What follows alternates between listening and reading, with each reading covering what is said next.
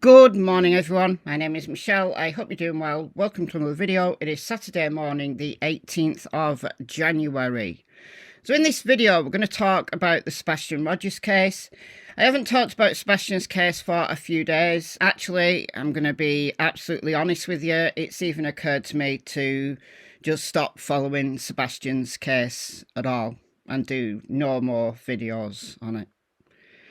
However, I'm not going to do that because the people who want to control the narrative, well, that's what they want, isn't it? They want to drive everyone else away.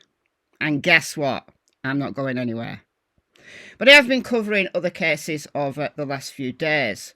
If anybody wants a new and very bizarre case to follow, take a look at the case of Eliza and Henrietta Ushti from Aberdeen in Scotland, because what originally looked like an unfortunate river death of two sisters is now potentially a lot stranger. I'll leave it with you. I've been making videos and did a live stream the other day about it. So I'm going to talk about Sebastian and the shocking reveal of the mysterious 3 a.m. vehicle.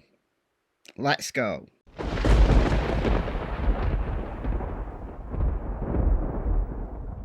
Alright, spoiler alert. There is no shocking reveal of the mysterious 3 a.m. vehicle, except in the mind of Mob Crew and the people who are following him. And that's a considerable number of people. So everything I say in counter to this is just like howling into the dark. That's all it is. Howling into the dark. But I endeavour to carry on to counter this misinformation. So I've talked about Mob Crew in a couple of live streams, the fact that he thinks that the flashlights video, which is taken from this house, covers the back of Sebastian's house, and that the mysterious flashlights were somebody doing something nefarious or untoward or whatever at the back of Sebastian's house.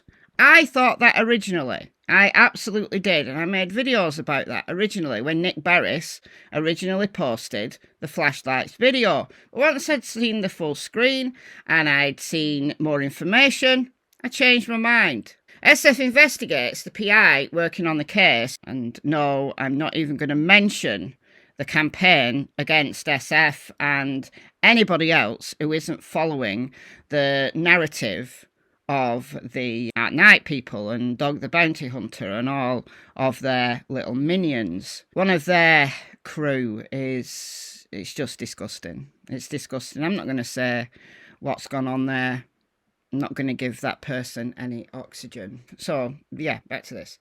SF, working on the case, has released a report saying that he believes that the flashlight, the moving flashlight, the one moving flashlight, is somebody taking out their trash just before the trash truck arrives on Stafford Court. We know from surveillance video that captured the trash truck near Sebastian's house at 5:12 gives this video a timestamp, because this video is stuck at 3:11 and 4 seconds, but still people can't get it into their heads that the flashlights did not happen in the 3 o'clock hour, because people have just got hyper focused on the time, the 3 o'clock hour time. People believe that it was just 2 hours off, and no, it was stuck. It was completely stuck. No, not using a camera jammer. The camera was working.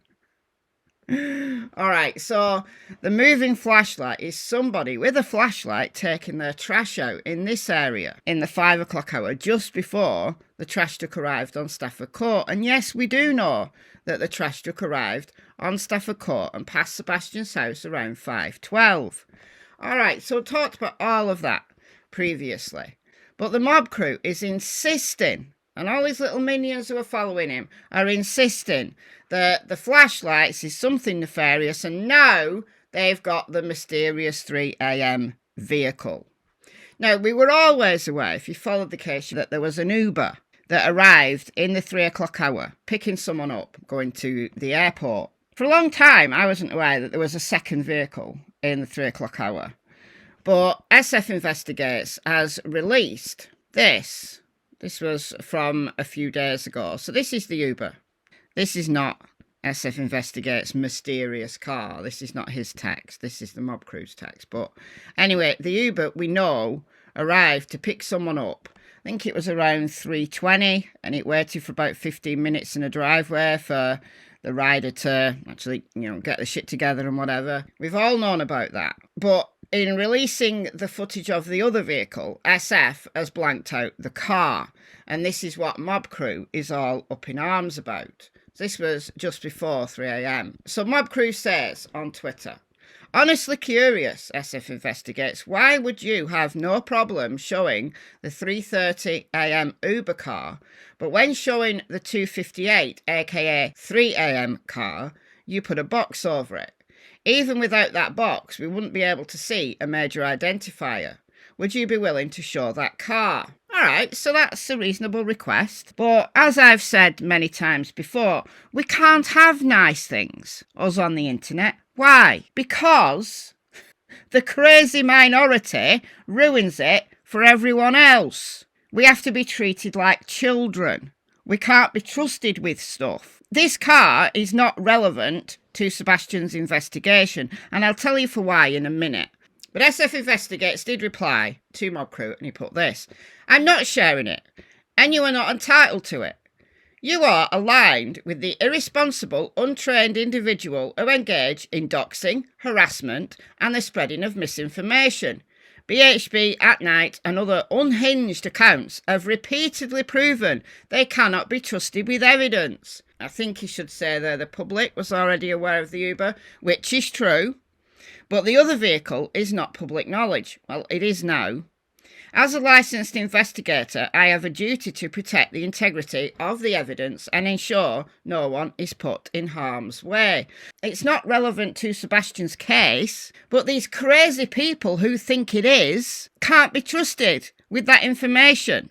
Even if you can't see the license plate, you're going to have guesses and pot shots at what type of vehicle it is, make loads more misinformation about it, start harassing neighbours. All of that stuff is going to happen. It's happened again and again and again. There won't be any problem releasing a screenshot of that if people weren't so darn ridiculous. It wouldn't be interfering with the integrity of the investigation in terms of Sebastian's disappearance, because none of the vehicles that came and went in that neighbourhood that night, so the midnight to 6 a.m. when Sebastian is known to have disappeared, 25th into the 26th of February, we know none of them are relevant to the investigation. But you still can't have nice things. How do I know it's not relevant? Well, I go to the TBI Newsroom for my facts. SF Investigates is a PI, but he's not law enforcement. So I take what SF Investigates says as interesting. I don't necessarily agree with everything he says, but it's interesting, and I give it a lot of credence. But what I absolutely stand by is the information that has been put out by the TBI. They are the facts of the case. So it says here, what about the technology aspect? Have you collected security video from area homes and businesses? Have cell phones been checked? Many neighbours and businesses have provided video from home and business surveillance systems. We are grateful of that cooperation. The video has been collected and from the beginning of the investigation has been analysed, enhanced where possible by tech experts with the TBI, FBI and Secret Service. To date, nothing gathered from these video systems has been determined to be significant. No mysterious people, no nefarious activity behind Sebastian's house, nothing. No. We do caution that some surveillance video being shared by the public may have been misinterpreted or misidentified, and it's still happening. They're referring there to Nick Barris and how he released just like that corner of footage from a surveillance camera.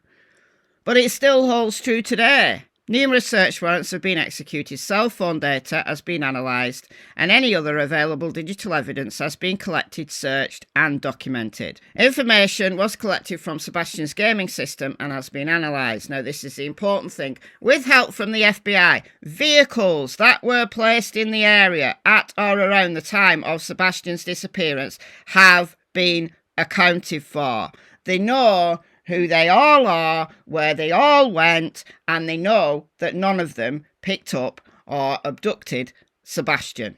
These videos and all the electronic evidence that has already been reviewed is often being re-investigated. Yes, absolutely. They go through again and again and again. They get new eyes on things. But at this moment in time, and this is several months old now, this text, at this moment in time, we know that all the vehicles captured on surveillance in the area has been accounted for. There is no shocking 3 a.m. vehicle. Just because we weren't aware of it doesn't mean to say that the cops weren't.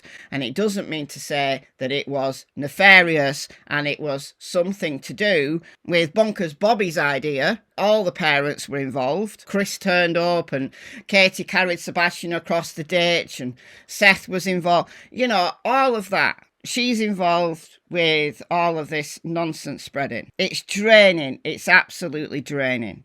But I will endeavour to carry on. Why? Because this young man, Sebastian Wayne Drake Rogers, now age 16, is still missing. Does anybody actually remember that this case is about Sebastian?